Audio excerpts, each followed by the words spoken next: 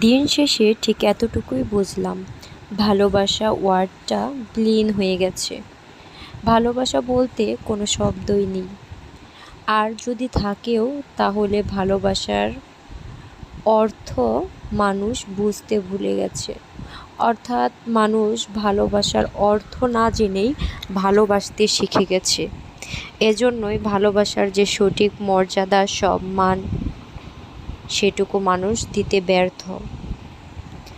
সত্যি বলতে, সুন্দর সাজানো গোছানো পরিবার বা সংসার এক নিমেষে শেষ হয়ে যায় তৃতীয় পর্যায়ের কেউ আসলে, কিংবা তৃতীয় পর্যায়ের কারো আপনার সংসারের প্রতি নজর পড়লে।